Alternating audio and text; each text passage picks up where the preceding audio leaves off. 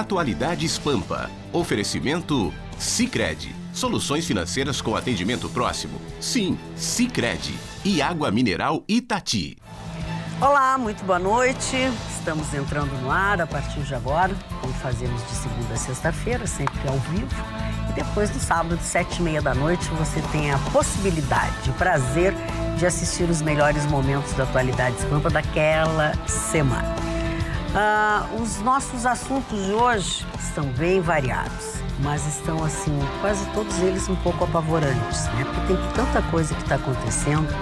Agora há pouco no jornal a gente viu a cratera na qual caiu um carro inteiro. A pessoa se machucou, a mulher se machucou e fica o dito pelo não dito. A nossa iluminação pública de Porto Alegre está por um fio. Nós vamos falar sobre os momentos mais atuais desta licitação que foi vencida por uma empresa, pero notando. Gustavo. Pois o DPVAT, que o presidente Bolsonaro decretou o fim, pode ressuscitar, graças aos deputados. STF Toffoli, em decisão na condição de relator, manteve a exigência judicial para a apresentação de dados do COAF. Hoje eu vou falar do Dia da Consciência Negra para os meus irmãos negros. Os números da história da escravidão do país justificam vários ciclos da nossa economia. E deputado quebra peça de exposição contra o racismo dentro da Câmara. 500 milhão de adultos no mundo têm diabetes e, pior, metade sequer sabe que tem. E o turismo? Onde é que o Rio Grande do Sul vai entrar no roteiro? Aprovado na Assembleia projeto que permite a atuação de monitores cívico-militares nas escolas gaúchas. Muito bem, estes são alguns dos assuntos que nós vamos tratar aqui. Vamos começar pelo Marne Barcelos. Vamos começar com essa homenagem que o Marne Barcelos, ou esse momento que ele dedica ao dia de hoje. Zumbi dos Palmares foi o primeiro grande herói negro no Brasil. Herói negro, ele foi morto por forças policiais, por forças imperiais, no ano de 1695. Ele tinha 40 anos aproximadamente, ele foi o primeiro grande herói. Mas eu quero falar para você que é negro, para você que é negra, para toda a comunidade negra que assiste esse programa, para os meus irmãos e amigos. Numa das minhas viagens internacionais, eu tive o prazer e o privilégio de ficar alguns dias na cidade de Luanda, capital de Angola. E lá conheci a história de uma mulher chamada Ana de Souza, a rainha Zinga, que foi a primeira rainha africana da tribo dos Quimbundos, que ousou, através das suas milícias, através dos seus soldados, afrontar os portugueses que queriam levar os negros dentro do processo de escravidão que durou 500 anos em Angola. Os portugueses ficaram 500 anos em Angola. Está lá o marco dessa idade toda. E esta mulher, com a sua simplicidade, com a ignorância da sua época, se torna uma grande líder. E ela se posiciona contra todos aqueles que queriam levar os negros, e os próprios negros que vendiam os outros negros, até os seus amigos, etc., esses eram presos, eram condenados. Essa mulher tem uma grande avenida na cidade de Luanda que faz uma homenagem a essa mulher chamada Rainha Zinga, que se chamava Ana de Souza. Então, quando eu falo aos negros, e eu tenho recebido muitos abraços da comunidade negra aqui de Porto Alegre, do Rio Grande do Sul, porque eu falo com muito carinho, porque eu conheço a África, conheço países da África, conheço a Guiné-Bissau, estive na cidade de Bissau, falei com os negros, eu sei da tortura e tudo, mas sei da tortura daqueles que são negros e vivem aqui no Brasil, que são humilhados em determinados pontos, que são preteridos justamente em função da sua cor, não pelo seu valor profissional, não pelo seu valor intelectual, mas a toda essa comunidade que faz parte do Brasil e que é a maior comunidade dentro desse país. Mais de 50%, 52% dos brasileiros são afrodescendentes, ou seja, negros ou mulatos. Então, a você, continue lutando, continue brigando, porque você é igual a todos. talvez até superior em muitas coisas. Então, no Dia da Consciência Negra, eu gostaria que todos aqueles que estão nos assistindo tivessem essa consciência. Todos somos iguais perante a lei, mas principalmente perante Deus. Meu abraço à comunidade negra. Eu amo vocês. Agora, que bonito, Marne. E hoje eu recebi um vídeo, fiquei bem emocionada com o vídeo que fala exatamente isso. No vídeo eles propõem que crianças entrem dentro de uma sala de aula, numa sala, e nessa sala tem uma negra, e aí a pessoa que está dirigindo diz assim, não, isso é apenas uma cena. Você tem 2 minutos para ler essas frases e depois você fala para essa negra que estava na sala, né, essas frases propostas. E aí as crianças começavam a ler assim e tentavam dizer a frase, eu não consigo, não vai dar, começaram a chorar. Alguns negros também, né, envolvidos, dizendo que já tinham sofrido bullying e tudo mais. É maravilhoso. E as frases depois, essa pessoa que estava dirigindo explicar, essas frases saíram da internet. Elas foram ditas para pessoas negras, do tipo, o seu cabelo não é bonito, você é negro, você não deveria estar aqui. Então a mensagem é, ninguém nasce racista, seja sempre uma criança. Então, assim, o respeito, e é exatamente o que as crianças colocavam, todos somos iguais, porque elas foram questionadas. Se fosse um branco na sua frente, você falaria que o cabelo era feio? Não, todo mundo é igual, para que eu vou falar esse tipo de coisa? Esse vídeo está na internet, de repente. É maravilhoso. É um vídeo curtinho, ele tem 40 segundos, menos de 1 minuto. Cara, o vídeo é lindo, é chocante. Lindo, é chocante. Eu enchi os olhos de lágrimas assistindo. Eu também me emocionei. A inocência das crianças. O que mais me emociona é que quando você conhece a África, quando você anda pela África, quando você anda por uma rua, eu andei numa rua repleta de pessoas, o único branco era eu. E ninguém me olhou com hostilidade. Todo mundo me olhou com afeto. Nada, eu só fazia, sou brasileiro, eu saí na frente. Sou brasileiro, brasileiro. Todo mundo botou a mão no bolso. Não. São pessoas boas, instintos bons. São pessoas maravilhosas. Mas bondade, maldade, mau caratismo e bom caráter não tem nada a ver com cor, né? Nada a ver com cor, imagina. A Roberta pega um aspecto um pouco diferente, né, neste Dia da Consciência Negra. Justamente, eu estou sempre tratando aqui sobre economia e a escravidão, ela é um fio condutor e muito responsável pelos principais ciclos econômicos da história do nosso país. E quem diz isso é um jornalista, um best-seller da nossa cultura, um brasileiro, o jornalista Laurentino Gomes, que ele escreveu a trilogia 1808, 1822 e 1889, que conta a história do nosso país. E ele se dedicou ao estudo da escravidão. O livro que ele lançou, e o nosso Marne Barcelos já trouxe aqui, ele inclusive fez esse lançamento na nossa Feira do Livro aqui em Porto Alegre, é justamente Escravidão, volume 1. Ele estudou durante 6 anos, viajou por 12 países em 3 continentes, ele leu mais de 200 livros sobre o assunto para poder fazer e desenvolver toda essa pesquisa que se tornou o volume 1 desse livro. E dentro da leitura que eu fiz, o que mais eu gostei de pensar foi justamente trazer aqui a questão da visão econômica da escravidão. E segundo o autor, a escravidão ela foi condutor de grandes eventos da história do nosso país, a independência, a proclamação da República, e fomentou os principais ciclos econômicos. O ciclo do ouro, do açúcar, do diamante e do café. E também a escravidão no nosso país, ela foi uma mão de obra responsável muito pelos principais acontecimentos bem importantes, que é a guerra contra os holandeses e o nosso país, segundo o autor, foi o principal receptor dentro da nossa América Latina de escravos no nosso país. Para os senhores terem uma ideia, ao longo de 350 anos, o Brasil recebeu 5 milhões de escravos, cerca de 40% do total de 12 milhões e meio que saíram da África. O nosso país foi o que demorou mais tempo para acabar com o tráfico negreiro, em 1850, e o último a abolir a própria escravidão, em 1889.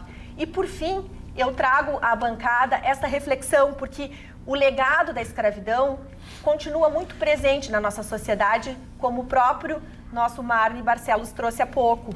Das 500 maiores empresas que operam no nosso país, apenas 4% são postos de direção, 6% dos cargos de gerência são ocupados por negros. Nisso aí tem um componente, o Laurentino, que escreveu esses 3 livros, essa trilogia, destaca a importância do ciclo da cana-de-açúcar, em que o Brasil recebeu um up econômico na época colonial, e ele atribui isso exatamente à mão de obra escrava. Quer dizer, veja você, a economia brasileira, em um determinado momento, foi impulsionada pela mão de obra escrava. Leiam sobre o ciclo da cana-de-açúcar, do mesmo autor, Laurentino. Ou seja, devemos muito a eles, não tem como negar isso. Carla, querida. Pois, Magda Beatriz, um assunto bem polêmico com relação a monitores cívicos militares dentro da rede pública, das escolas públicas, tanto municipais como estaduais. Foi aprovado hoje pela Assembleia Legislativa, 41 votos a favor, 8 votos contrários. A ideia é que os militares temporários ou aqueles da reserva que aderirem ao projeto e tudo mais, acompanhem, estejam dentro das escolas públicas, não escolas privadas, escolas públicas. Mas tem muita gente que acha que isso não é legal, né? Olhando o contraponto. A deputada Luciana Genro, que é do PSOL, ela tentou algumas emendas do projeto. Uma delas era incluir a capacitação em direitos humanos das pessoas. O segundo, vetar o uso de armamento e equipamentos como gás lacrimogêneo, de choque e tudo mais, que as pessoas levem para dentro do ambiente escolar. E o terceiro é limitar as cercanias, isso aí, imediações da escola e não dentro da escola. Não foram aprovadas, não foram analisadas, o projeto passou como estava. Ela e não o sugeriu próprio também dar aula de camisa vermelha também? E o próprio deputado, que foi o que teve a ideia do projeto e o projeto do governo, inspirado num projeto do Tenente Coronel Zucco, ele disse assim, em qual parte do projeto que diz gás lacrimogêneo ou qualquer outra coisa do tipo, ninguém está pensando nisso. Pelo contrário, conversem com os professores, vejam se eles se sentem seguros dentro da sala de aula, vejam se eles não acham também que precisa mais disciplina, que precisa realmente, né, que a criança seja dado um limite para a criança, que a gente sabe que hoje dentro da sala de aula e também dentro do colégio, o que não se tem é limite. Então, a ideia é também de aproximação desses monitores, não é assim, vamos colocar um militar dentro da escola. Não é isso. Mas tudo tem que ter um regramento e as crianças têm que entender que dentro da escola tem regras e as regras precisam ser seguidas. Se vier para o bem da comunidade, eu acho positivo. Você já viu os números das inscrições? Já viu o número das inscrições? Hoje foi notícia também de uma marginalzinha dessa que agrediu uma professora, porque ela estava insatisfeita com a nota, ela agrediu uma professora com a maçaneta, abriu a cabeça de uma professora. E aí, nesse caso, se faria bem importante. Não pode gás lacrimogêneo, mas maçaneta de porta, jogar coisa... Quando eu vejo a Luciana Genro falar... Aí a turminha do pessoal vai lá defender os Quando eu vejo a Luciana Genro falar, eu fico imaginando assim, nós vamos lançar um projeto de uma cadeira. Aí a Luciana Genro vem com as emendas. Essa cadeira não pode ter encosto, ela não pode ter assento e não pode ter 4 pernas. Essas são as emendas que eu gostaria de sugerir. Ou seja, você desconfigura uma cadeira. Né? É o que ela faz no projeto. O que ela quer é o quê? Botar um amigão dentro da sala. Então, foge completamente do projeto. Essas escolas já têm um número de inscritos, pré-inscritos, que está transformando a vaga já em 7-1 das vagas disponíveis. Vê a procura que tem. Quase a procura da escola militar. Pois é, eu lembrei disso. A escola militar, que tem vaga, parece que é 10 ou 12 por um. Gente que procura a vaga. Ou seja, o Brasil quer escolas com estrutura, mas quer principalmente que se tenha dentro da escola respeito, hierarquia. Responde atravessado por um professor de uma escola, da escola militar. Você vai pra rua, amigo. E toma cuidado, senão você é expulso da escola. E o paizinho lá vai reclamar, o paizinho vai reclamar pro bispo, o diabo carregue, vai dar educação pro teu filho. Organizado e educado. Agora as outras escolas. Mas é bom que esse tipo de parlamentar se manifeste desse jeito. É bom jogar armadilha e deixar falar. Porque quando é envolvendo greve, porque nós estamos em defesa dos professores, defesa dos professores. Aí, existe uma ferramenta proposta para defesa e segurança e garantia dos professores e vocês não querem. Por isso que é difícil levar a sério esse tipo de gente. E para educar e melhorar os alunos também. Exatamente. Exatamente. E aí os modelos que se vê em programas nacionais, em novelas, é maravilhoso. É o guri que implica, que a professora é negra e que ela persegue ele bate na professora. Isso não pode continuar, gente. Isso não pode continuar. Efetivamente, não pode continuar em lugar algum. Em lugar algum, muito menos numa escola. Tu ia falar, eu te interrompi. Não, mas eu não conheço bem o projeto, até pensei que a Carla fosse explicitar um pouquinho mais a função deste monitor. Eu acho que toda a disciplina ela é bem-vinda e ela vem a colaborar, especialmente pelo problema que nós enfrentamos nas redes públicas. O que eu não aceito é o casamento da escola militar com esse regramento, porque tu tem as escolas boas, escolas particulares aqui, que não têm a orientação militar e têm o mesmo respeito. Nós temos filhos de amigos que estão lá e há esse mesmo. Então, a organização, acho que é para as escolas públicas que estão abandonadas. Não, mas eles não podem interferir em outras. Ele fez a comparação com a disciplina da escola militar. Ele disse que não dá para comparar coisas diferentes. Não, é um monitoramento. É um monitoramento. Eu já saí desse tema, ampliei o tema. Estou fazendo a comparação com as escolas pagas que nós temos aqui. Não vou citar porque não vou fazer a propaganda de escolas aqui, mas que nós temos o mesmo regramento, nem por isso ela tem que ser militarizada. Agora, a disciplina ela é bem-vinda e as escolas públicas estão abandonadas, seja pela desorganização, pela falta de verba, pela falta de merenda, ou por estarmos em vilas onde a própria vila não tem segurança, né? Então, a questão escolar ela vai muito além de uma simples sala de aula. E a própria educação, porque são pessoas que talvez não tenham estruturas, famílias desestruturadas, que deixam com a escola uma parte que não pertence à escola. E aí pega as particulares também. Particulares eu também, não acho que a particular é melhor. Famílias desestruturadas. Exatamente. Famílias desestruturadas, elas Carla, existem tanto no ambiente... no sentido, cara, de assim, se a gente sabia qual é os poderes que terá esse monitor, por exemplo, que nós temos visto alunos marginais, projetos de marginais agredindo os professores, né, que nos causa revolta, a preocupação com a própria saúde. Eu tenho na minha família não sei quantos professores, né? Então, lógico que nós ficamos preocupados. Então, qual seria a função? Seria um monitor para cada 5 salas de aula? Ou eles esse regramento que eu acho que é importante, né, no sentido de dar esse estigma de segurança para as pessoas. Eu acho que esse número seria vinculado mais precisamente à gestão. Eu acho que o número de pessoas, de alunos dentro da escola. A discussão é o caráter. O monitor. A presença ou não? O monitor que vai estar percorrendo os corredores é um policial. Então, garotinho, te comporta. É um policial, é um polícia que vai estar... Deixa eu dizer uma coisa para você. Antônio, quando eu sempre estudei em colégio público, nós tínhamos isso. No meu tempo de ginásio, tu tinha aquele fiscal de corredor, não sei como que chamava. Se tu jogasse um papel no chão, tu ia para a direção. Então, nós sempre tivemos essa figura, talvez pela dificuldade financeira de ter este funcionário extra, né? Eles foram desaparecendo. Hoje não temos nem cadeira, às vezes, na sala de aula, que será um monitor. Então, que bom que se comece a restituir. A partir de então, né? Através a nossa telespectadora Regina Barbosa de Cachoeirinha diz uma coisa que vem ao encontro do que eu penso. Boa noite, bancada top. Quanto aos instrutores nas escolas militares, quer dizer, não é nas escolas militares, monitores são nas escolas, né? São militares nas escolas públicas. Darem limites aos alunos, acho que primeiro os pais precisam ser disciplinados.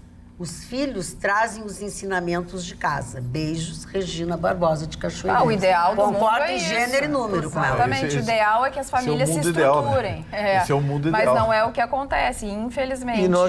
E dentro da escola de aula aparece esse aluno revoltado, esse aluno que não tem respeito, esse aluno que não tem limite. E os professores não estão dando conta desse aluno. Estão apanhando os professores. Aí fazem uma coisa, o pai e a mãe chegam lá e batem na professora. Isso acontece em escolas privadas. Também é o que eu ia dizer. Eu já vi um professor ser demitido porque deu nota baixa. É que eu quero te dizer aqui, ó, meu querido Ruschel, diz o nosso telespectador Luiz Carlos, marginal existe em qualquer classe social. O que queremos é um regramento social.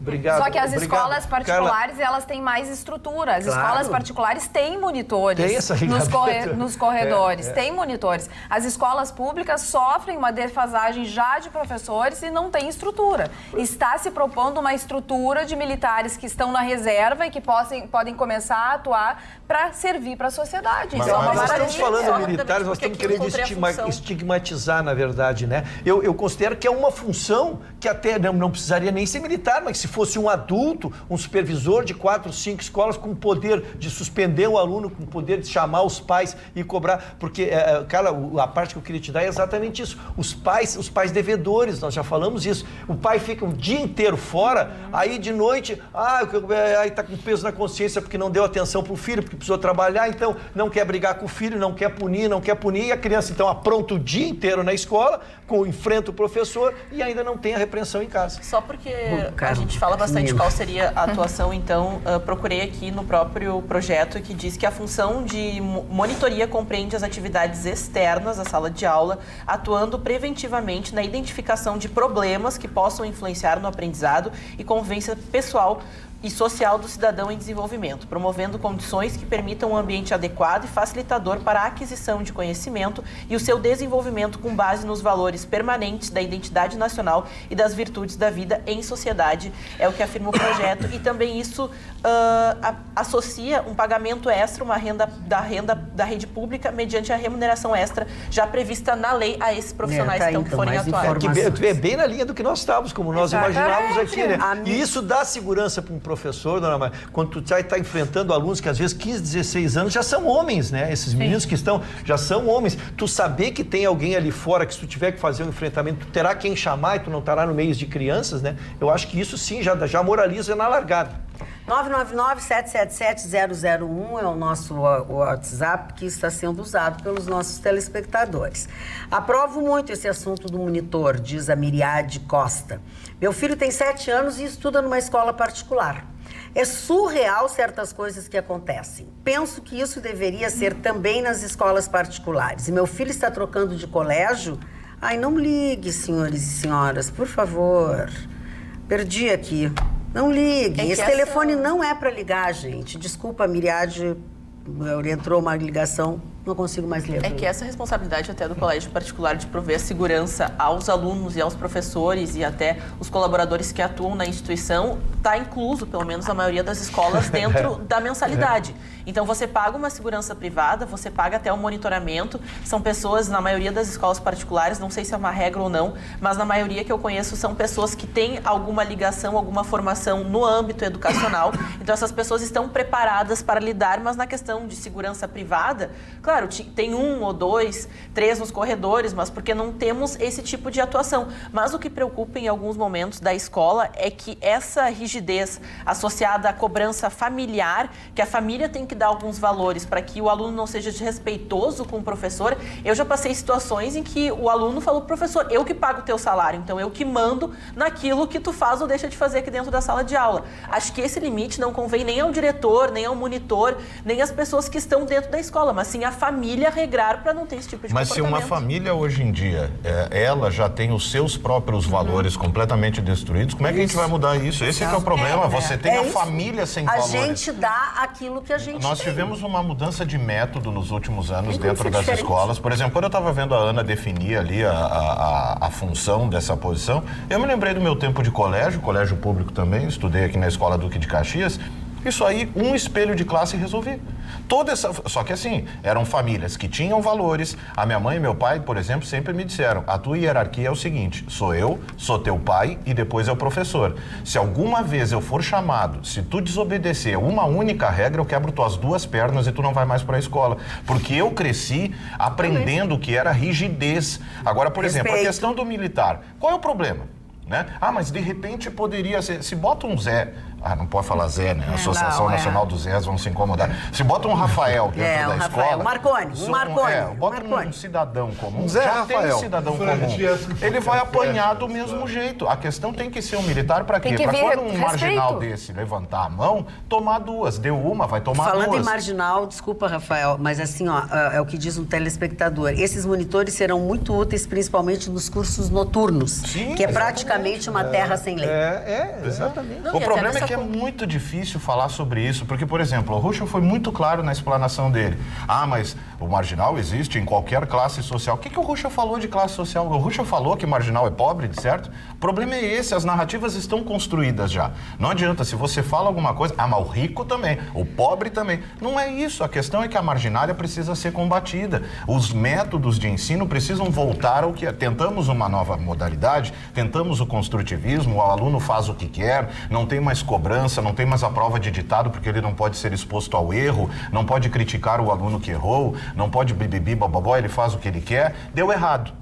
Nós criamos aí uma mini fábrica de militantes e mini fábrica de marginais. Só. Nós temos que voltar a um método que dava certo, que formava acadêmicos e não vagabundos quaisquer. Mas só tem que fazer um contraponto, porque quando relatei essa situação, não precisou assim, principalmente no caso, né, agressão e tudo mais. Não, tanto que os familiares... Mas eu digo assim, não, é que quebrar as duas pernas é a mesma coisa agressivo. que o seu Máscara lá, tem telespectador que tem uma cara de teatro, que se a senhora fala em educação, interrompeu o Ruxa. Sim, interrompeu o Ruxa. Quando fica muito longo, eu tenho que interromper as pessoas. Mas só seu Máscara. Para falar da solução que foi criada, pelo menos na minha escola, foi que foi relatado alguns pais se indignaram com o que aconteceu, eles foram até a direção para cobrar alguma coisa, né, que a direção tinha que tomar alguma atitude em relação ao aluno. O aluno levou uma suspensão, os pais foram chamados, os pais não respeitando, achando que o aluno tinha razão, ele foi expulso do colégio, porque os outros pais não concordavam com esse tipo de metodologia, porque além de ser uma humilhação, foi o que a minha mãe falou. Tá, e daqui a pouco quem é que vai estar falando? Daqui a pouco tu vai achar isso bonito, tu vai achar isso legal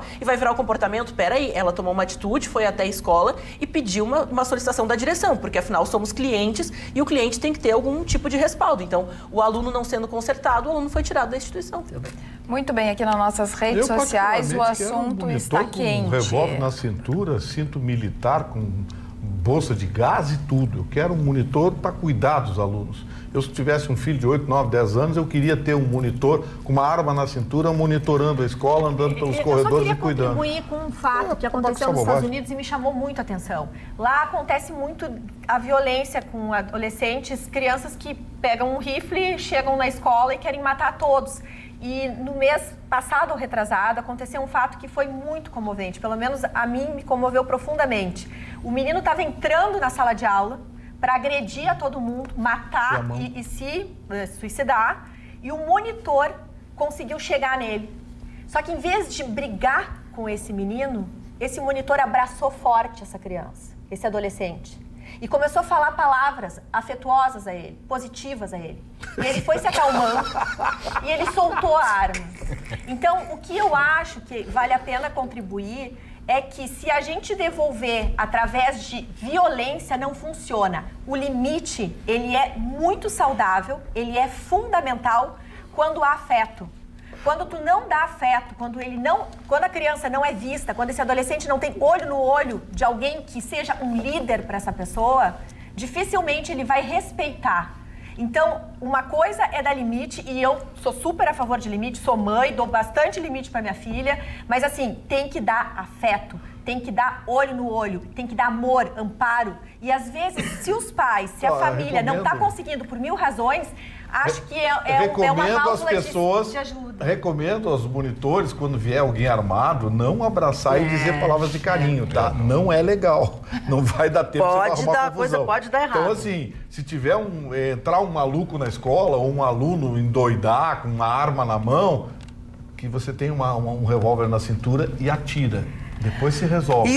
Porque a vida dos bons é mais importante que a vida do maluquinho. Tá? Então, esse negócio de abraçar e dizer coisas de carinho, não diz não, que não dá certo. youtube.com/tvpampa é uma forma que você tem de acompanhar o nosso programa, até rever alguma coisa do dia anterior.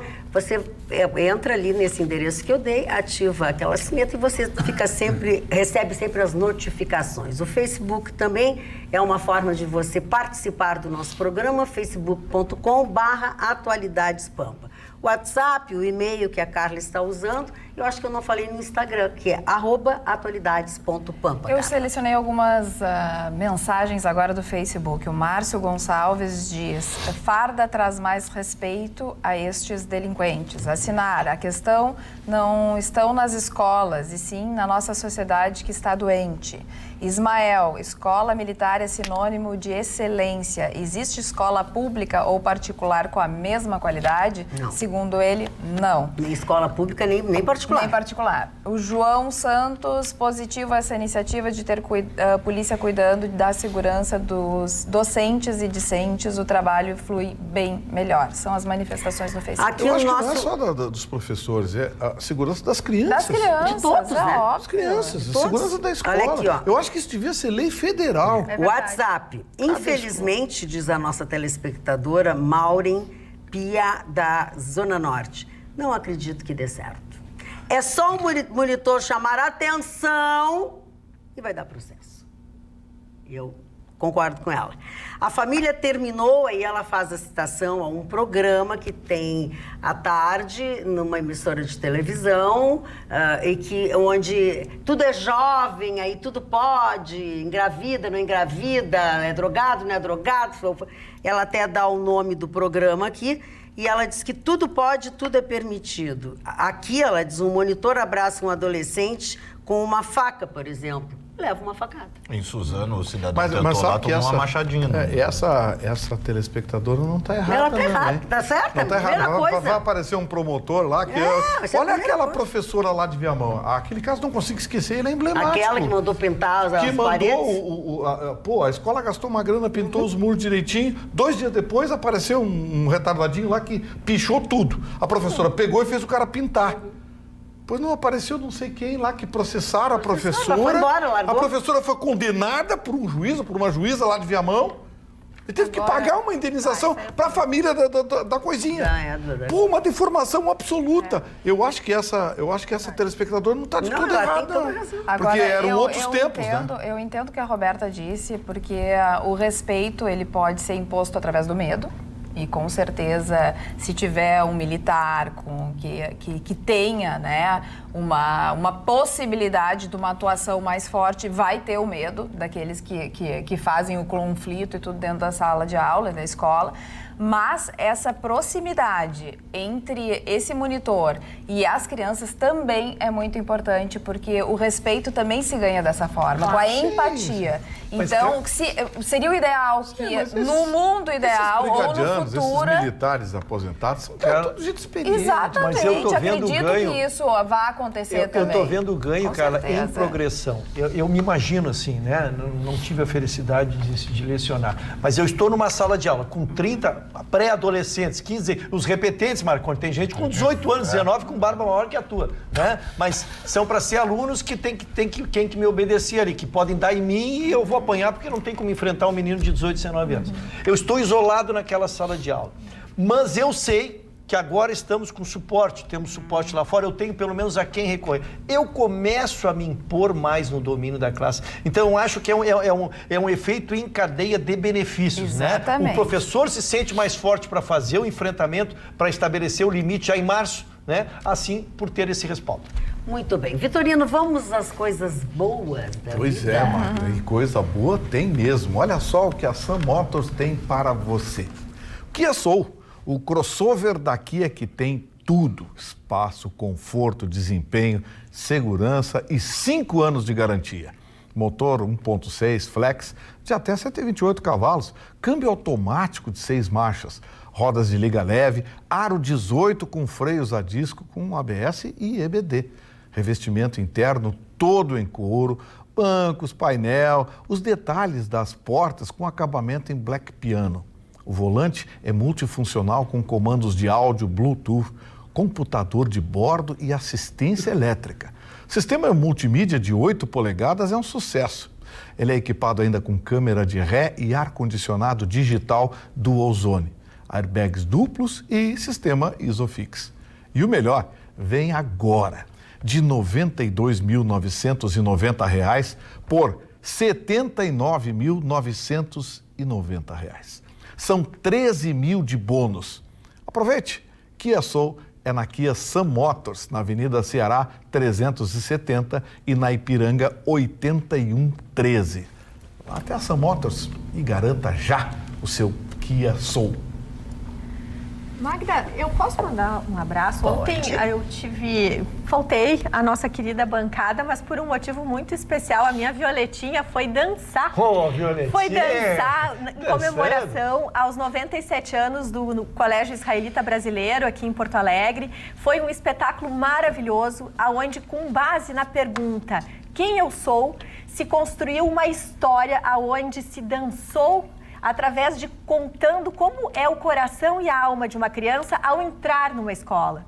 E foi muito emocionante porque dançaram as crianças, dançaram mães com as filhas e filhos, dançaram avós com os netos, dançaram professoras, que a gente chama de morá, aonde elas estavam vestidas de mulheres maravilhas, de super-heróis, os morós, dançando junto com outros da equipe. Então foi uma confraternização maravilhosa. Fica aqui meus parabéns e um grande abraço ao superintendente-geral, o Jânio Alves, à coordenadora de dança, a Elana Friedman, e um beijo especialíssimo à morada Violetinha, a querida Daniela Godoy. E eu gostaria de comentar, Magda, também, que nós tivemos vários telespectadores que te mandaram grandes beijos. Obrigada. E a senhora Zilota é uma super fã tua, super fã do programa, assiste os 2 horários. Ângelo Garbausta. E como eu não entendo nada de futebol, ele ficou me explicando. Eu não entendi, mas eu sei que é uma pessoa importante dentro do futebol. Mandou um abraço. O Ângelo Garbausta é um dos mais conhecidos. Olha dos repórteres esportivos. Então, bom, quem acompanha o programa sabe que nessa área não entendo. E já que eu estou com a palavra... já entendeste muito. Não, eu estou tentando, estou entendendo, já entendo várias coisas. Muito bem. E também hoje tivemos o privilégio de conversar com um senhor muito querido, cujo o casal é muito fã também do programa, a senhora Zuleika e João Carlos Formiga, que me reconheceu dizendo assim, manda um beijo pra Violetinha. Daí não resisti. Então, um beijo, um abraço a todos os telespectadores. Muito bem. Deixa eu dizer uma coisa para vocês aqui. Algumas pessoas, em especial alguns telespectadores, olha, o Marconi, o Eugênio Carlos entope o e-mail dizendo que o Marconi é mito. Fico muito agradecido. Muito bem. Olha aqui, ó. Aí nós estamos falando aqui sobre algumas coisas e o Alessandro Toledo diz o seguinte: existe sim uma escola segura para nós. Há seguranças e vários monitores com anos de experiência, 100% de segurança. Se chama Colégio Glória. Olha que bacana. Fico muito contente, Alessandro, Parabéns. porque você participa muito do nosso programa e que você possa nos dar essa informação. Desconhecíamos, certamente, e é bom saber que isso pode funcionar e funcionar muito bem. E foi uma escola que passou, porque eu estudei aqui no Assunção, que era bem pertinho ali um do outro, e os 2 colégios, numa determinada época, ali no final dos anos 80, passaram por problemas graves com essa questão de maus alunos. O Assunção tinha um slogan que era entra burro e sai ladrão. E eram problemas de brigas constantes e formação de gangues e tal. Ou seja, houve uma reestruturação muito grande nessa questão. E como? Com rigidez. Com rigidez. Não foi com conversinha, senta aqui, pinta a unha de branco, pede paz, solta a pomba, toca em média. Não foi com nada disso. Foi com rigidez severa. Aluno ruim que não obedecesse às expectativas era expulso imediatamente. Aqui tu não serve, vai para onde tu te criou. E houve uma mudança severa no comportamento, o próprio Assunção passou por isso, fica a lição, né, para alguns colégios aí tomarem a atitude necessária. Olha aqui, ó, o Rafael Neto diz o seguinte: quando estudei em colégio de padre, tinha um monitor, que era um padre e todos respeitavam. Enfim, e aí vai por aí. O Chicão Tofani, tudo bem contigo? Bem quietinho, Dona prestando Magda, atenção no programa. Dona muito Magda, obrigada. Não, antes da minha manchete, só pois dar um não, drops esportivo muito interessante. O Flamengo mostrou que é um país dentro do Brasil. 20 mil pessoas acompanharam o Flamengo no aeroporto de Galeão. Está chegando em Lima hoje e já vai chegar no Bolsonaro montar uma lei para ser feriado nacional segunda-feira, se o Flamengo ganhar a Libertadores da América, porque é um feriado do brasileiro, que se nós somos brasileiros que deu errado, eles deram certo. Eles ganharam. Se ganhar. Não tem que fazer feriado. E um detalhe interessante, o Maracanã vendeu 58 mil ingressos para assistir no telão o jogo lá em Lima. Mas o mais importante aqui na terrinha, Dona Magda, existe um programa de televisão muito legal que acontece no Discovery, em TVs fechadas, chamado Os 1000 Lugares que Você Tem que Conhecer Antes de Morrer. E esse programa elencou no Brasil 4 lugares. A Pororoca, o Pantanal, o Rio de Janeiro e um lugar que eu já fui várias vezes, mas quase ninguém vai aqui no Rio Grande do Sul, porque eu acho o gaúcho, em termos de turismo, muito ruim. Parados da Serra. Parados da Serra, Campos da Serra, um dos lugares mais lindos do planeta. E o governo não explora isso. O nosso governo, não só o Eduardo Leite, os outros governos, eu me lembro quando o Lara criou, quando ele era secretário de turismo, ele criou a Rota Romântica, que até hoje o pessoal vai para Gramado, para aquele lado de Ivoti, Igrejinha, Dois Irmãos, que foi uma coisa muito legal. O nosso estado, Dona Magda, é um dos que menos investe no turismo no Brasil. É uma vergonha. Se você vai para o nosso litoral, naquela região Atlântida, Capão da Canoa, não tem hotel, Dona Magda, não tem hotel.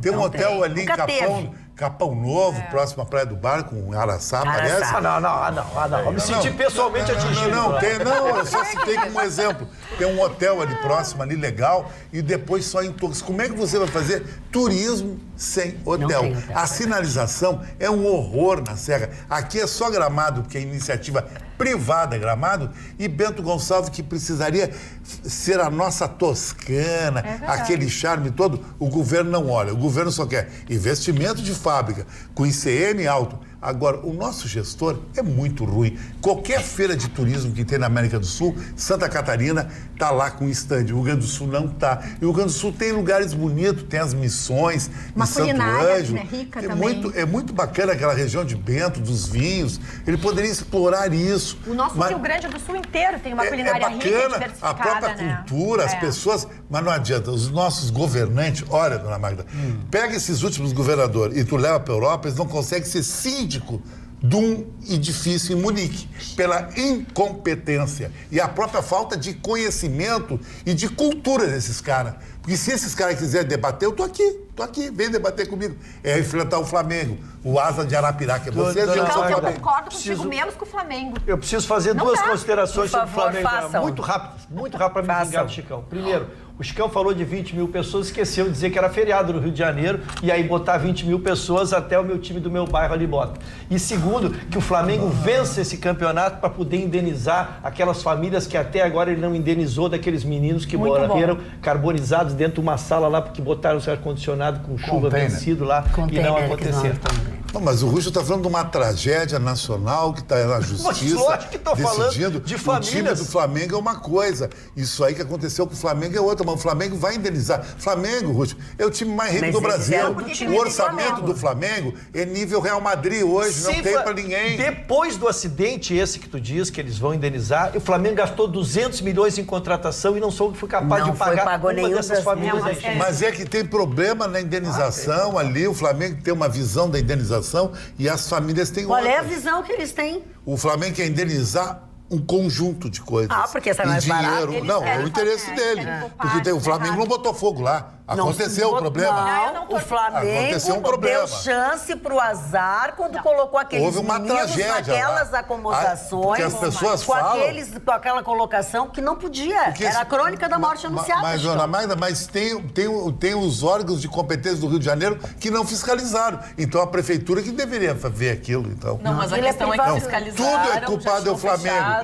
Já tinham pagado multas. Não, Chicão, eu não vou entrar nessa de futebol e coisa, mas é que foi trazido para a bancada um fato que é muito grave, entendeu? Então, assim, não tem a ver com...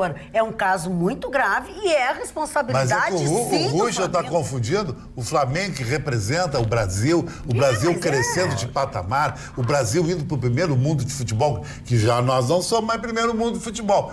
Agora, em Lima, sábado, ele traz um lance de uma tragédia do Ninho do Urubu, que ninguém tem culpa ali. Opa! Aconteceu? Não aconteceu. Eu queria só fazer duas observações. Porque foram mal instalados. Primeiro, em relação ao Flamengo. O Flamengo, por ser o time da Globo, então tem dinheiro, tem promoção, tem tudo. Mas ele não tem nada o Flamengo, eles vão acompanhar os jogadores do Flamengo até quando forem ao banheiro agora da decisão. Isso aí faz parte do sobrevivência. Do esquema lá. Eu quero dizer o seguinte, Chicão, deixa eu passar informações para você do site da Embratur. O estado do Rio Grande do Sul é o terceiro estado que mais recebe turistas no Brasil. E no turismo receptivo ele está em segundo lugar, ficando apenas atrás de São Paulo, na frente até do Rio de Janeiro. Tu confunde turismo executivo. Não, para ver. O senhor me permita, eu vou lhe dar os números. O turismo como um todo, o Rio Grande do Sul é o terceiro estado do país. No turismo receptivo, que é o turismo de convenções, de encontros, de congressos, o Rio Grande do Sul é o segundo lugar. E Gramado é a terceira cidade, é o terceiro ponto turístico mais visitado do país. Então, assim, Chicão, você pode pedir novos empreendimentos, novas estruturas, mas daí a dizer que o Rio Grande do Sul é uma vergonha no turismo, desculpe, você está enganado. Mas é uma vergonha, os argentinos, é corredor de passagem, eles gastam dinheiro tudo em Santa Catarina, Vitorino. Mas aqui, ó... Não, o turismo no Rio Grande do Sul inexiste. Eu tenho os números da Embratur. Inexiste um dado que ele está pegando de um executivo paulista existe. Fica um dia em Porto Alegre. Canela, eu tenho os dados que eu tenho aqui são da Embratur. Vale dos Vinhedos. Exatamente. Agora, aparatos da Serra, eu acho que o Chicão tem toda a razão. Devia ser muito mais explorado. O Vitorino está falando que o Rio Grande do Sul está na frente da Bahia, está na frente de São Paulo, está na frente do Rio de Janeiro, Ceará. Na frente do Ceará. Que tem voo direto para Paris. Chicão, então faz o seguinte, Chicão, pega o celular na tua frente, coloca no site da Embratur e pesquisa. Não posso pegar. Pode sim. Quando é pesquisa de informação, pode. E entra no site da Embratur, os números estão lá. Não, turismo interno. É que são brasileiros que visitam o próprio Brasil, porque dentro dessa concepção é baratíssimo, né? Se você vai pagar qualquer pacote por qualquer outro lugar do Brasil, sai caro pro brasileiro. Mas aí tem um turismo que tem uma casa noturna que faz em Porto Alegre uma festa uma vez por semana, por mês, e os paulistas vêm tudo aqui porque as mulheres são bonitas, babá, e tu acha que isso é turismo? Não é turismo. Não, mas tem muito nordestino que, por exemplo, visita Gramado. Eu viajei, inclusive, com uma delegada nordestina que diz que sempre vem todas as férias visitar Gramado, porque tem esse clima mais europeu e tudo mais. Então as pessoas vai Gramado final de semana com frio, com chuva, deixa eu dizer uma coisa aqui, ó. É tudo lotado. O Carlos Eduardo da Silva Pinto diz assim: explique ao Chicão Tofani que R$10.000 salvaria a vida daqueles meninos. Uma ligação elétrica adequada não passaria de R$10.000 e salvaria aqueles meninos.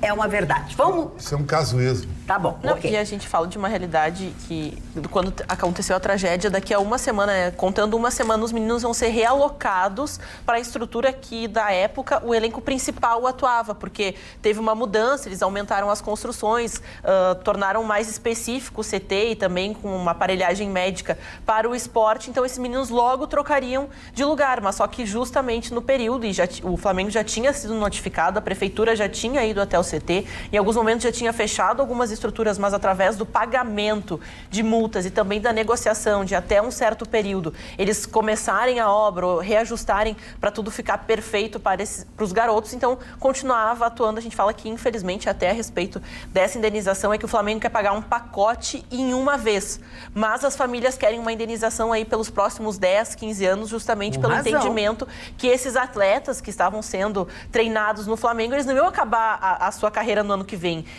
E muitas dessas famílias, a gente fala que vem de uma realidade muito pobre, que nem são do Rio de Janeiro. Às vezes os meninos ficavam em casas de pessoas que abriam as suas portas porque acreditavam no esporte e tudo mais. Então isso também era fonte de renda dessas famílias. Então eles acabaram perdendo a sua fonte de renda. Parece capitalista, mas o mundo do futebol é assim. Eu fiz uma brincadeira, loquei, porque ele brincou com a Praia do Bar, que eu linkei o assunto, mas não tem nada a ver com o Chicão. O Chicão não responde pelo Flamengo, ele é torcedor do Flamengo e é um direito dele. E 40 milhões de brasileiros torcem pro... 40 milhões. 80. E até porque... 40 milhões de torcem. Agora o que eu estou dizendo, dona, eu lamento, porque o que aconteceu lá, dona, o que aconteceu lá, primeiro, a área estava interditada. Então, quem permitiu que o Flamengo continuasse lá? Os seus dirigentes que botaram aqueles meninos lá estão respondendo criminalmente? Tu não vê mais nada, o assunto morreu. O Flamengo quer pagar uma indenização para esses meninos, esquecendo que eles teriam uma vida útil de 10, 12 anos, como disse a dona, jogando para frente e numa expectativa de salário. Quer dizer, não é um valor, tu tem que ter essa sensibilidade. E é meia dúzia de meninos. Eu volto a dizer, o Flamengo gastou 200 milhões em contratação, e que bom, gastou o dinheiro dele, tá? Em contratações, não tem um quantia para indenizar 6 ou 7 famílias daqueles meninos ali. É difícil de defender. É vergonhoso. Aliás, diga-se de passagem, todas as pesquisas estão dando o mesmo resultado. Os gaúchos estão torcendo pro River Plate. Marne Barcelos. Há 109 anos atrás, morria um dos maiores escritores da humanidade, na minha modesta opinião, o senhor Leon Tolstói. Leon Tolstói, vou mostrar a fotografia dele para vocês, era um homem retaco, feio, rude, embora tenha nascido de uma família nobre, na região em que ele vivia, nas estepes russas. Ele começou seus primeiros estudos e teve a aptidão de escrever, começou a escrever os seus primeiros contos, etc. Para mim, ele é o maior contista russo de todos os tempos, Leon Tolstói. E esse cidadão, quando as pessoas chegavam próximas a ele, mas não é possível que esse aí escreva Ana Karenina, Guerra e Paz, e começava a enumerar os diversos romances que foram produzidos durante a vida, a longa vida desse cidadão. E chega ao final da sua existência, aos seus 80 anos de idade, quase 80 anos de idade, ele se torna um adepto à misantropia, ou seja, aversão às pessoas. Todo mundo incomodava ele, ele não conseguia mais sair na rua. Tem um determinado dia, ele saiu, pegou um trem e foi embora. Saiu, sem destino, tal, não aguentava mais aquele modo. Logo depois, ele morreu. Mas eu gostaria de mostrar para vocês esse livro, esse de contos religiosos. São 4 contos que tem esse livro, onde existe amor, Deus aí está. Esse livro tem a fotografia, não sei se dá para aproximar, mostrar esse homem. Retaco é quando tem o pescoço curto, Vitorino. O retaco, esse homem, esse retaco, esse homem rude, e que ninguém acreditava que esse homem feio que você está vendo escrevesse isso. Então eu quero dizer, através de tudo isso, que não interessa a aparência da pessoa, interessa a inteligência, interessa a pessoa ser sincera, a pessoa ter sentimentos, a pessoa passar isso, porque muitas vezes as pessoas concentram dentro de si uma dose de feeling extraordinário, mas não sabem repassar isso. Elas não têm esse dispositivo, essa coisa maravilhosa que é de passar a sua emoção. Porque você tem que ser um ator dentro da sua própria vida. E todos os dias você tem que interpretar muitos papéis. Alguns mediocremente e outros brilhantemente. Dona Magda. Muito bem. Doutor Ruxo, a sua manchete. Dona Magda, eu vou à minha manchete rapidamente, porque o julgamento foi parcial. Nós ontem já anunciamos o julgamento e já tínhamos o feito na semana passada, porque é um julgamento que feito pela STF que vai influenciar a vida de todos nós. Segundo os dados, 975 processos estão parados da Lava Jato, alguns também na área criminal, exatamente por essa decisão. Relembrando rapidamente o caso, o Flávio Bolsonaro entrou com um pedido de trancamento, uma liminar de um inquérito que tramitava contra ele, o Toffoli deu e estendeu a todos os processos. Isso foi em julho e de lá para cá, todos os processos, todos os inquéritos que originarem-se por uma decisão ou por documentos fornecidos pelo COAF ficaram parados aguardando a decisão. Ontem, o Procurador-Geral da República fez memoriais muito qualificados, abordando 3 temas onde ele enfrentava diretamente essa liminar. Primeiro, dizendo que haveria um grande prejuízo ao combate ao tráfico internacional, a esse dinheiro que circula exatamente ao liberar. Segundo, o Brasil estaria contrariando os tratados internacionais de funcionamento de fornecimento, o GAF, o Banco Mundial, diversos elementos seria. E terceiro, seria um verdadeiro pontapé aqui a nós todos no combate a essa criminalidade. Então, a Aras fez essa manifestação ontem, o procurador, e hoje começamos o julgamento. Então, seria 21, foi antecipado para 20, e o julgamento foi o dia inteiro, só o voto do próprio relator, quem havia concedido a liminar. E ele enfrentou as manifestações do procurador, desmistificou, desconsiderou, disse que não era e manteve a liminar concedida. Ou seja, traduzindo rapidamente, a decisão que ele deve, vão votar todos, mas a decisão dele, relator, é de que precisarão passar pelo judiciário todos os pedidos de inquérito. Olha, dona Magda, isso vai onerar uma barbaridade em termos de atraso, em termos de entupir o judiciário de pedidos de autorização, que a gente sabe que são impossíveis de levar adiante. Então, como ainda faltam outros 10 ministros, espera-se que essa decisão não seja mantida. E Ruschel e Magda, só para contribuir no aspecto econômico, o nosso país também vai ser muito lesado. Existem muitos fundos internacionais que têm regras de compliance muito rígidas. E são fundos ricos, de olho no nosso país, querendo trazer investimentos no nosso país. E se, conforme essa decisão do Supremo, vai impedir que esse dinheiro chegue até nós, e isso é bem grave para a nossa economia. Eu escutei um membro do Ministério Público falar que nos últimos anos houve um crescimento grande dos relatórios que chegam do COAF, eram 9 por mês, daí passaram a ser 14 por mês, e desde a decisão, então, da suspensão pelo ministro Toffoli, só chegou um relatório do COAF ao conhecimento do Ministério Público. Quer dizer, como o Ruschel disse, vai atrapalhar, vai ficar com mais burocracia, além de onerar, é claro, muito mais todo o nosso sistema. Eu quero dar um pitaquinho nesse negócio. Fale. Não necessariamente na discussão, porque acho que vocês já colocaram brilhantemente os prós e os contras. Eu quero colocar um aspecto aqui que hoje mostrou o constrangimento que nós temos de algumas figuras da Corte Suprema do Brasil, especialmente seu atual presidente. Quando eu digo que o cidadão não é preparado e não deveria estar lá, ou seja, tartaruga no poste, hoje ficou evidente. O voto do seu Toffoli foi extenso, confuso, atrapalhado, fundamentou coisas e decidiu outras, tanto que, ao proferir o fechamento do seu voto, ou seja, o dispositivo da sua proposta de acórdão, 5 ministros o questionaram. Peraí, o que o senhor está querendo dizer com isso? Não, a expressão foi essa. Marco Aurélio Merz, o que Vossa Excelência está querendo dizer com isso? Ele não entendeu.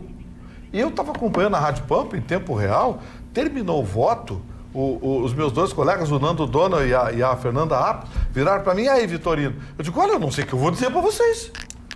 Eu não sei, olha lá, os ministros estão perguntando. Ele não disse nada. O Fux perguntou, o Marco Aurélio Merz perguntou, o Lewandowski perguntou, o careca lá, eu sempre esqueço o nome dele, sempre esqueço, o Alexandre Moraes, eles perguntaram: para aí, ministro, o que o senhor quis dizer com isso aqui? Afinal, deferiu, não deferiu, deu provimento, não deu provimento, como é que vai ser? A Receita, o COAF manda para a Receita, ou a Receita do COAF manda para o Ministério Público, ou manda para a Justiça, ou o Ministério Público requer para a Justiça. Afinal, o que ficou decidido? Aí veio a pior parte. O Toffoli tentou improvisar uma explicação. Pobre STF. Pobre Brasil. Só lembrando, exatamente tecnicamente, a gente não quis ficar mais na parte teórica, exatamente, ele fundamentou, ele chegou até a metade do tempo, tu não sabia qual seria a conclusão, o que ele defendia, os dois lados com uma veemência e com os detalhes que tu não sabia o que queria dizer. Mas, na verdade, como existem dados parciais e dados totais, ele quer fazer a meia gravidez, se é que fosse possível, né? Forneceria alguns dados, mas não todos os dados. Para fornecer todos os dados, teria que vir. Então, para fazer tudo isso, já que vai ter que fazer isso, então que se peça autorização judicial. Muito confuso, realmente, se foi até o final para entender, né? Espera-se que agora que os outros mais letrados possam corrigir isso. Dona Magda, como eu fui atingido no meu conhecimento de turismo do seu Vitorino, então aqui vai dois dados que o Vitorino deve ter visto alguma revista lá de Hong Kong. A revista Exame coloca no turismo interno. O que é o turismo interno? Turismo executivo. O cara visita um hotel, uma cidade, fica lá 1-2 dias para fazer negócios. Porto Alegre como a sexta do Brasil. E o guia viagem, e isso interno. Para o estrangeiro, Porto Alegre não existe. E o guia de viagem, Porto Alegre, não está nem entre as 11 cidades. E o Rio Grande do Sul não existe.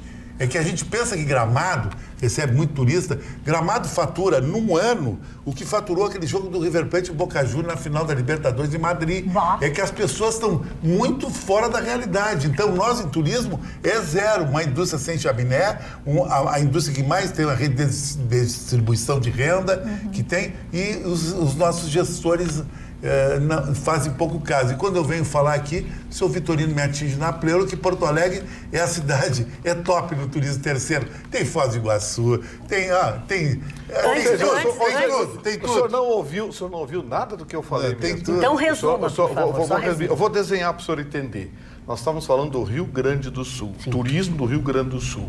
Os dados, os senhores que estão em casa podem checar, estão no site da Embratur.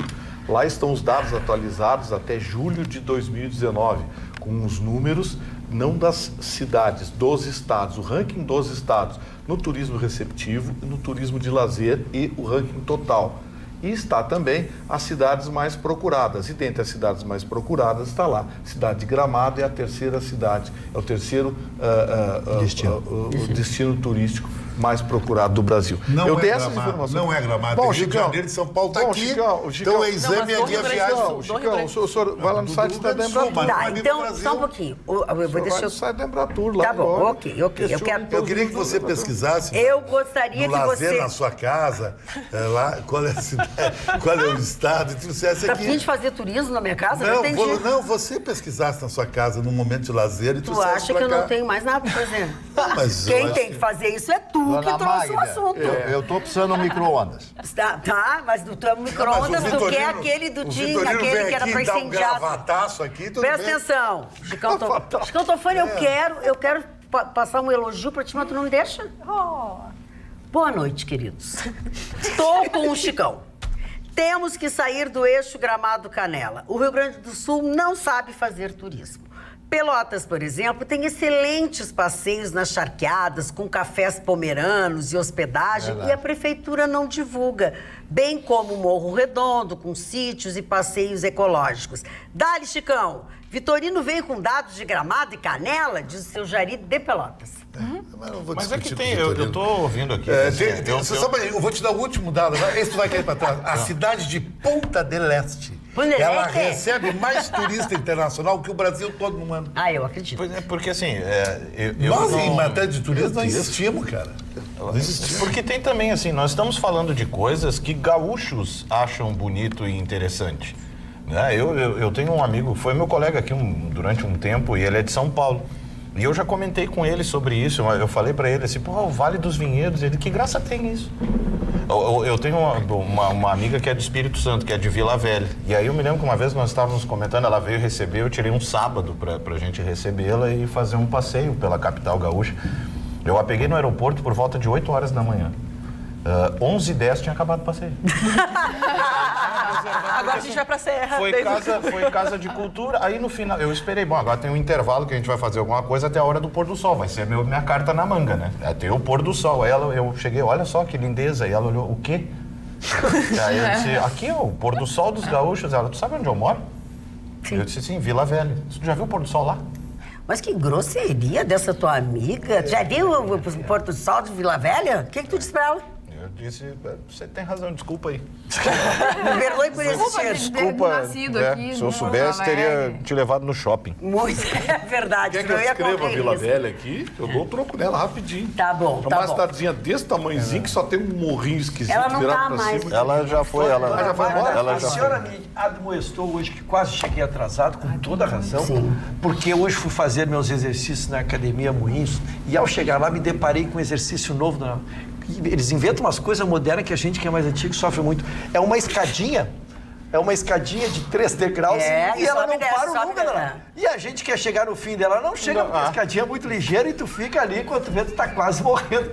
E aí, demorei a me recuperar, quase que chego atrasado, mas cheguei pontualmente. Mas chegou esbaforido. Mas passei pela Academia. Posso lhe fazer uma pergunta? Muito justo. E eu trôpego do jeito que sou, tem condições? O senhor, seu Mário, está pronto para evoluir fisicamente e atingir o auge. Eu tombo para a direita ou para a esquerda? Seu Mário, aonde eu vou, eu fico discorrendo sobre elogios à sua pessoa. Eu tenho muitos aqui também. Nesta cidade de Porto. Quanto aos exercícios... E a Roberta cada vez mais elogiada por causa dos seus cabelos. Pois é, Magda, e eu queria...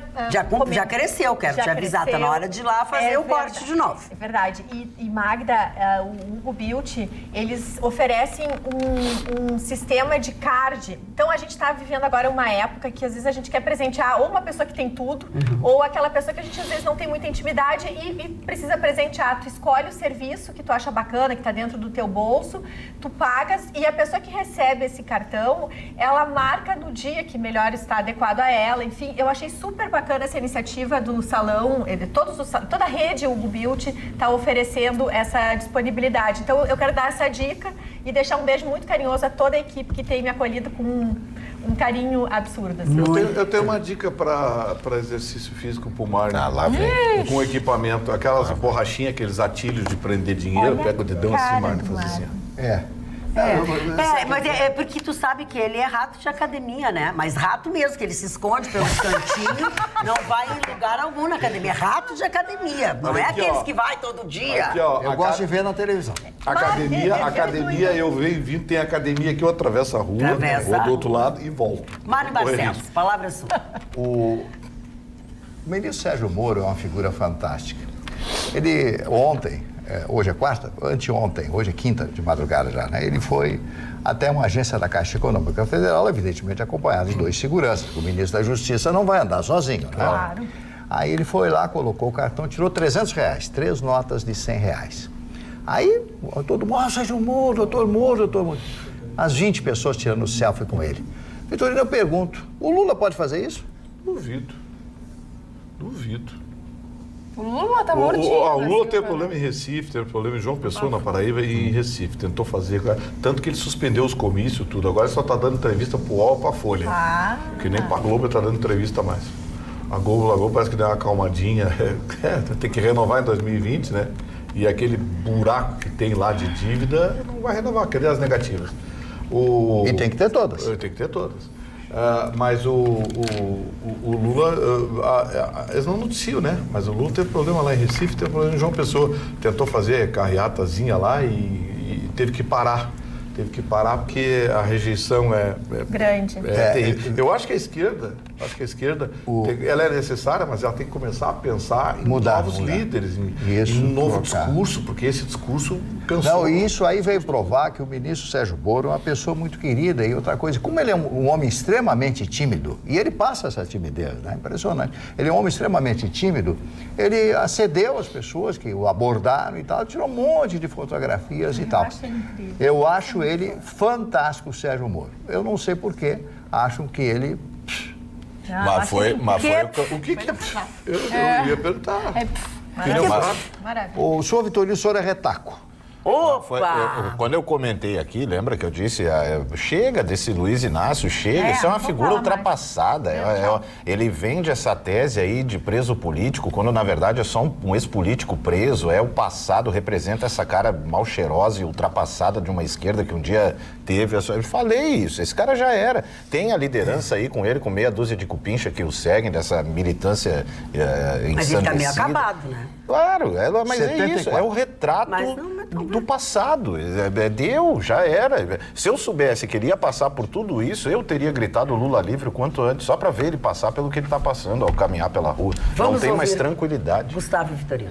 No projeto, mais um capítulo do Vamos Perseguir o Bolsonaro, o Congresso Nacional hoje decidiu, através de um grupo de deputados que tem interesses, sabe-se lá quais, votar e derrubar a decisão do presidente Bolsonaro de acabar com o DPVAT. Eles querem que o DPVAT continue.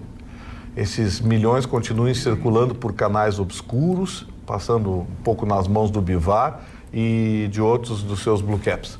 Eles querem, de alguma forma, restaurar isso. O motivo é aquele blá blá blá de sempre, né? Tem que ter um seguro, tem que ter seguro. Pô, tá cheio de seguradora, atravessa a rua, vai lá na seguradora, faz seguro que tu quiser. Responsabilidade civil, danos pessoais. Faz o seguro, vai lá e faz. Mas obrigar? Não. Eles querem, é um grupo de deputados, e nessa hora eles se juntam, né? Tem da esquerda, da direita, de cima, de baixo, do meio, tem de tudo que é lugar. Interesses. É uma rapaziada que tem interesse. E eles dizem que já tem os votos para derrubar a decisão do Bolsonaro. Ou seja, cada coisa que o Bolsonaro faz, alguém quer botar minhoca. Mas é bom que as pessoas saibam que quem está fazendo isso, porque depois as pessoas têm que saber quem é que está fazendo contra a população. Sim. A carteira de motorista... Porque era uma coisa que ia nos beneficiar. A carteira de motorista do Rio Grande do Sul é a mais cara do Brasil. E todo mundo sabe por quê. Tem nome e endereço, né? Dona Magda, sobre essa matéria eu discordo muito, né? Então, eu gostaria de externar minha opinião sobre ela. Existem algumas coisas que o benefício social ele é maior ou menor em relação ao seu custo, tá? Nós já vimos que o valor é irrisório e sabemos que nenhum brasileiro irá fazer esse seguro.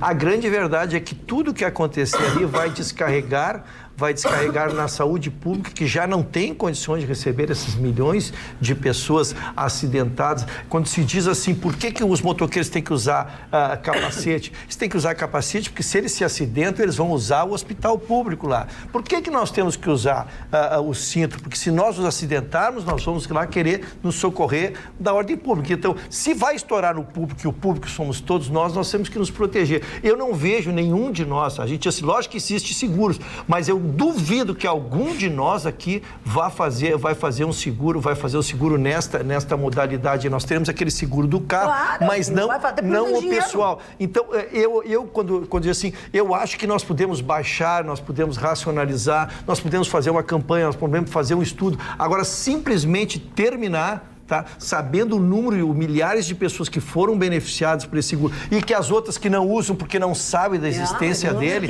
Então, sempre quando se termina com alguma coisa assim, que a consequência ela é pública, eu gostaria. Então, não quero ser definitivo de dizer que tinha que ser, mas eu acho que a gente tinha que estudar a metodologia. Deixa eu só dar um exemplo aqui, então. Segundo a opinião do Dr. Ruxo, que eu respeito, o motoqueiro é atropelado, ele cai no chão, levanta, pega o seguro DPVAT do bolso e diz, eu tenho o seguro DPVAT. Ninguém usa esse troço, ninguém usa essa bobagem. Isso é uma besteira, é meia dúzia de espertalhões, tem meia dúzia de escritórios especializados em cobrar DPVAT de gente que pega 1.000, 1.500, 2.000 reais, o resto fica no meio do caminho. E, no entanto, isso movimenta dezenas, centenas de milhões de reais todo ano passando nas mãos dos mesmos, a começar pelo Bivar, esse do PSL, e mais o pessoal da... Então, para com isso. Tem gente que nem sabe que tem esse seguro. Dona Magda, o seguro DPVAT, eu sou a favor. Por quê? Porque ele é um seguro, como o Rocha falou, em outras palavras, ele é muito direcionado à saúde e é barato. Os caras compram um carro, vai impressionar uma gata, põe vidro, película, gasta um dinheiro, põe GPS, gasta um dinheiro, um tapete personalizado e não querem botar uma coisa que é social para beneficiar aqueles que não têm acesso à saúde. Então, falar contra o seguro DPVAT é falar contra a sociedade, é contra o social, é olhar só para o seu umbigo. Não, senhor, o senhor está errado, porque quem é que usa o seguro DPVAT? A questão não é usar, quem é que usa o seguro DPVAT? Quando o sujeito é atropelado, ele vai para onde? Ele pode ter DPVAT, dê o que der, ele vai para o pronto-socorro, ele vai para o hospital público. Aí só vem com esse papo de seguro social, seguro social. Para com isso, rapaz, deixa o cidadão ser livre. Para com isso e deixa ele ter a opinião dele. Sim, eu estou contestando a opinião dele. Deu a tua 3 vezes. Então a opinião dele tinha que botar os carros, PVA, 100% aumento. O jeito que ele está falando, dá a impressão que o sujeito é atropelado, pega o DPVAT, eu tenho DPVAT. Mas é o direcionamento do seguro DPVAT. Vamos deixar a Ana ler a manchete dela, por favor. Bom, mudando um pouco de assunto... Mas nem tanto. Nem tanto. Causou bastante polêmica a decisão do deputado federal, o Coronel Tadeu, ao visitar uma exposição que estava em alusão ao Dia da Consciência Negra, que falava a respeito, né, da população negra do país, das suas dificuldades, das suas conquistas ao longo dos últimos anos. Ele não gostou de uma das charges que estava exposta. Nós temos até o vídeo do momento em que ele está observando a obra, não gosta da obra e ele decide, então, por quebrá-la, por destruí-la, porque sim. Vamos ao vídeo. Porque sim. Por que o senhor fez isso? Porque sim. Pessoal, Coronel Tadeu, deputado federal. Estou aqui no salão da Câmara e está havendo uma manifestação sobre o racismo. O racismo é crime. Claro que o racismo é crime. a coisa mais abominável hoje no seio da nossa sociedade brasileira e mundial. Isso é racismo. Policial de boina preta, arma na mão, sujeito negro. Isso quer o quê? Quer dizer o quê? Que a polícia só mata preto? Isso aqui não vai ficar na parede. Isso aqui é contra a polícia. A polícia está para defender a sociedade. Um abraço para vocês. Eu vou queimar esse cartaz aqui que não devia. Bom, temos aí a manifestação dele, só que eu acho que o que ele esqueceu de ler foi a legenda da charge. Porque na legenda dessa charge fala a respeito da violência policial em relação à população negra. E dentro desse texto, alguns dados do Fórum Brasileiro da Segurança Pública, ele fala que de 2014 a 2016, 67% dos mortos relacionados em ações policiais eram negras. E esse número aumentou bastante de 2017 até 2018. Esse número passou a ser 74% das mortes. Alguns parlamentares que estavam visitando, inclusive deputados relacionados à luta negra e negros que estavam na exposição, até filmaram esse momento, falando a respeito do que tinha acontecido, achando um absurdo, porque de fato, se a pessoa não concorda com alguma charge, temos aí algumas imagens desses deputados, se a pessoa não concorda com o material exposto, ela tem todo o direito de ir até o presidente, então, da Câmara, o Maia, falar com ele, perguntar se ele poderia retirar, mostrar o seu lado, mas não tomar uma atitude tão drástica como visitar a exposição, simplesmente se achar no direito de quebrar o material ali exposto. Tanto que o Daniel Silveira, que também é colega do deputado, do Coronel Tadeu, ele, do mesmo partido, PSL, ele justamente teve a ideia, não gostou da charge, foi até o presidente, pediu que ele fosse retirado, só que nesse meio tempo o Coronel Tadeu foi lá, tomou essa atitude um pouco drástica, mas também consequência de uma das ações que o seu colega também teve, porque ele foi uma das pessoas que quebrou a placa de homenagem a Marielle, né, em todo aquele movimento. Então, acho que talvez uma alusão à mesma situação, ele acabou tomando essa atitude, uma atitude muito complicada, porque justamente, né, na véspera do Dia da Consciência, né, da luta, de toda essa história do povo negro aqui no Brasil, tomar essa atitude, talvez sem o diálogo, não foi a melhor opção. Ele acertou na intenção e errou no método. Porque se ele fizesse um barulho, por exemplo, quando eu vi a exposição ali, o que eu fui atrás do material, eu senti muita falta de todos os policiais negros que foram assassinados durante esses últimos anos, por exemplo. Ali não constava. Parece que a questão da farda, botou farda, virou inimigo, deixou de ser negro. Botou farda, não é mais negro, é policial. Né? Então, se ele fizesse essa, eu, por exemplo, faria o seguinte, ia juntar o movimento, filmar todo mundo. Cadê os policiais negros que foram assassinados? Vocês vão gritar de forma seletiva? Vão pintar a polícia como assassina? Vão colocar todo negro como bandido, como está nesse quadro aí? Vão botar esse texto sem pé nem cabeça dizendo o genocídio da raça negra dentro dessa exposição? Se é o genocídio da raça negra, cadê os policiais negros que foram assassinados? Essa semana, um policial no Rio de Janeiro, colega do Gabriel Monteiro, que é youtuber e envolvido aí com essa questão da polícia, foi assassinado com 2 tiros de fuzil que dilaceraram a cabeça do cidadão. Caixão fechado, saco preto para recolher o policial. E aí, cadê lá o grito em nome dele? Então, é digna a discussão? É claro que é. É o Dia da Consciência Negra, nós sabemos historicamente o problema do racismo e tudo mais. Agora, discussão seletiva, aí o que vai fazer é o seguinte, pega alguém que é da instituição da polícia, como é que não vai ficar indignado? Vai pintar a polícia como assassina desse jeito? Que isso? A polícia acorda de manhã e diz, será que tem negro lá disposto para eu matar? Que isso, pelo amor de Deus. E até mesmo o próprio discurso do Daniel Silveira, também deputado, vai contra essa ideia de pregar vamos dizer assim, a igualdade, né, do gênero dentro da concepção de policiais e bandidos. Porque ele fala, o negro é morto porque ele é mais bandido. O negro é morto porque ele tem mais arma. Então, se o negro tem mais arma e é bandido, vai ser morto pela polícia, ao invés de justamente levantar esse questionamento. Engraçado, o Tim Lopes era negro e o Jorge Maluco foi solto essa semana e ninguém disse nada. Isso aí. Elias Maluco. Vitorino, eu fui atrás hoje o dia inteiro dessa tua informação, eu não te contradisse ontem porque eu não achei. O que eu só achei foi uma decisão do STF. O habeas corpus. O habeas corpus, mas como persistiu outras 6 ordens de prisão, ele não teria sido solto. Não te contraditei ontem, mas hoje não achei. Não quero ser definitivo. Agora eu fiquei em dúvida. Bom, esse dia 20 também é o dia do aniversário do Leonardo. que é casado com a Viviane de Viamão, que são nossos telespectadores assíduos, e ela pediu que a gente então mandasse um abraço para ele. Falando em aniversários, Marne Barcelos. Podemos falar assim, o primeiro aniversariante de hoje foi Procurador-Geral dos Estados Unidos da América. Eu falo de Bob Kennedy, Robert Kennedy, que foi assassinado em 1968, depois de ganhar as primárias na Califórnia, e certamente seria presidente dos Estados Unidos. Ganhou as primárias na Califórnia, seria o presidente. Foi assassinado por um cidadão chamado Shihram Bishara Shihram, né? Pelo nome vocês já perceberam quem era. Esse cidadão chega no hall, ele está no hall do hotel atendendo as pessoas, conversando, e puxa o revólver e queima ele, que tinha 40 e poucos anos de idade, o Robert Kennedy, que teve uma atuação brilhante enquanto Procurador-Geral da República, quando seu irmão foi o presidente dos Estados Unidos, o John Fitzgerald Kennedy. Com toda certeza, a dinastia Kennedy, né, que sempre teve problemas de morte. Um dos irmãos dele morreu na Segunda Guerra Mundial, o irmão mais velho. Ele foi assassinado, o irmão foi assassinado, o filho do presidente Kennedy morre naquele acidente de avião, o outro teve problemas de câncer na perna, perdeu a perna. Então, nossa família sempre cheia de problemas, uma família classe A. O Joseph Kennedy, o pai, era muito rico, foi embaixador dos Estados Unidos na Inglaterra, à época anterior à Segunda Guerra Mundial, quando ele, inclusive, fez elogios à figura do Hitler, à época, e foi muito criticado por ter feito esse elogio, isto antes da declaração de guerra do 1º de setembro de 1939. Portanto, Bob Kennedy estaria de aniversário hoje e seria, com toda certeza, presidente dos Estados Unidos. Ele praticava um outro tipo de socialismo, né? Um socialismo americano, era essa a proposição. Liberal, né, isso, esquerda, perfeitamente, o termo é esse, esquerda liberal.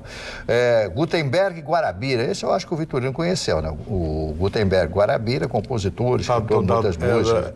De um trio famoso, Sá Rodrigues e Guarabira, que o Rodrigues saiu, morreu, hoje é só Sá e Guarabira. Luiz Fernando Guimarães, que é um ator, humorista de televisão.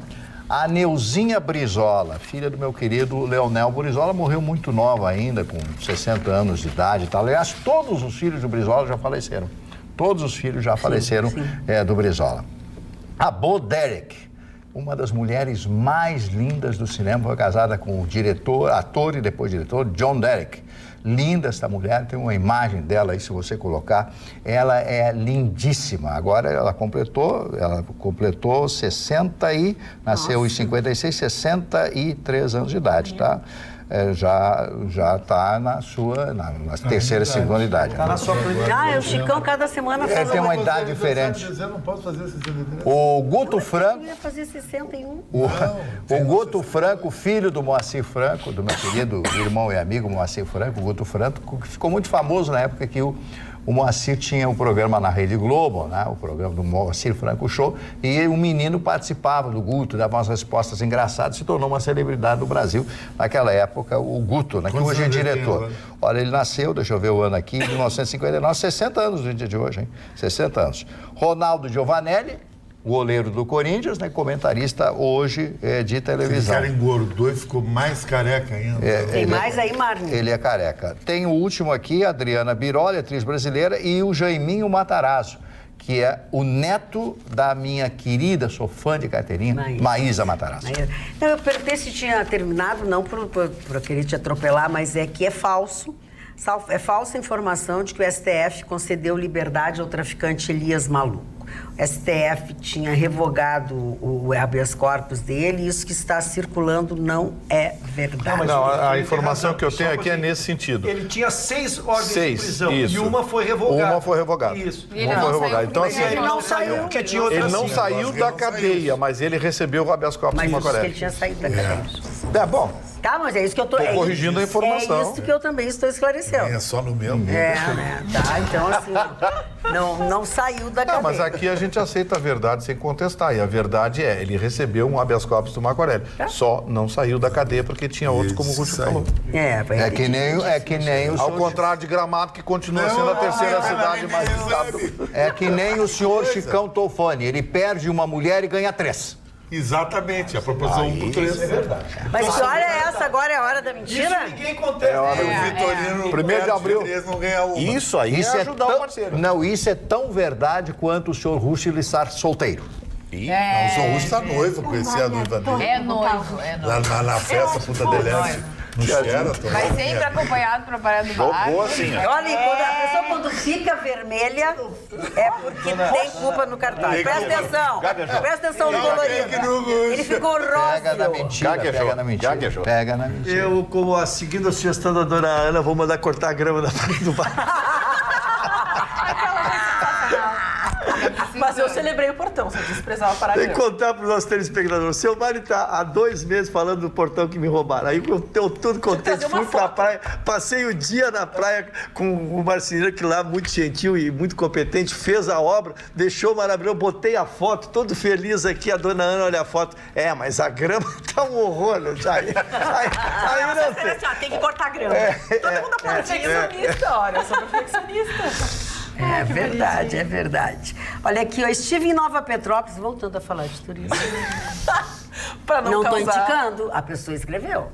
Estive em Nova Petrópolis neste final de semana. Sempre tem movimento por lá, mas desta vez estava fraco. Colocaram estacionamento pago no centro da cidade.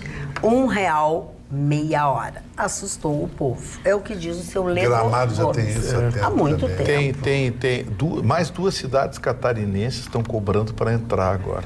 Dona Marta, temos Fernando de Noronha faz isso, o povo vai achar. Mas Fernando de Noronha tu não vai de carro, né?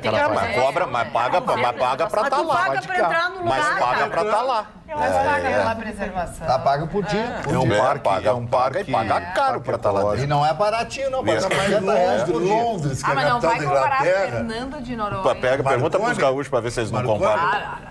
Londres tem que pagar pedágio para entrar na City.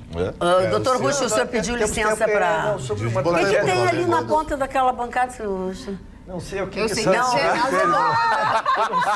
tudo bem, vamos deixar Eu tô assim. nervoso, dona. Vocês andam invadindo a minha privacidade. Amanhã Não, eu quero trazer um exemplo. Hoje eu trouxe um rango. Trouxe um rango, mas faz horas que aquele rango tá ali, acho que vai azedar amanhã, ele não vem. Amanhã ele não vem, vai dar agora. Aquelas moscas são dali? Aquelas músicas. Dona Magda, eu quero trazer um exemplo que quando o poder público não funciona, a tragédia que vira. Nós estamos impactados por uma tragédia que aconteceu em São Paulo com uma criança de 3 anos que entrou no hospital, baixou o hospital para UTI, ficou 10 dias lá, havia apanhado dos pais.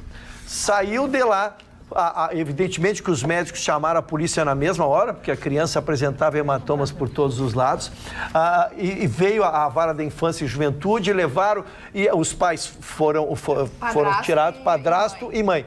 E aí foi para a vara da infância e juventude. Lá chegando, os pais foram destituídos do pátrio poder e foi entregue à avó, naquela audiência foi entregue à criança. Bem, saíram dali, a vara de infância entregou para a avó. No dia seguinte, o que fez a avó? Devolveu a criança. O que aconteceu no dia seguinte? Eles mataram a criança. Que absurdo. Isso está sugerindo, dona Magda, pela tragédia, eu quero trazer a tragédia aqui, porque que essa morte dessa criança seja pedagógica.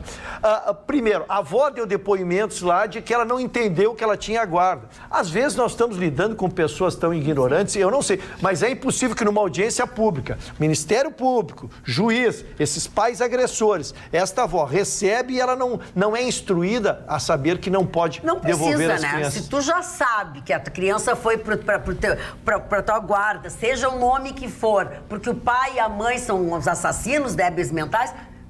A grande crítica é que não deveria ser naquele momento entregue nem a avó, porque ela ela não suportaria a pressão dos pais. Essa criança teria que ficar protegida. Erro da justiça. Então este virou... Se me permite, a grande crítica é esse casal ter saído dessa audiência e ter voltado para casa. Também. E não só para mim é isso. Tinha que os dois... de Deus. Prisão preventiva. A avó eu até compreendo que a tadinha, de repente, vou entender como o papel de uma avó, uma senhora idosa. Agora, esses dois saírem, aí, claro, vai ter, porque tem o direito do direito. Aí, ó, tem cheiro de sangue na mão, quem assinou. Muito bem. Muito bem não, horrível isso, mas é com essa notícia que a gente está encerrando o nosso programa de hoje. Nós vamos voltar nesta quinta-feira, logo depois do Jornal da Pampa. E você sabe, Você que curte o Atualidades Pampa, quer rever alguma coisa, quer indicar para alguém coisas que vocês viram durante a semana, sábado, 7h30 da noite, tem melhores momentos do Atualidades Pampa. Tenham todos uma boa noite, estejam vivos amanhã para a gente fazer outro programa, tenham cuidados, enfim, e durmam bem, se puderem. Beijinho.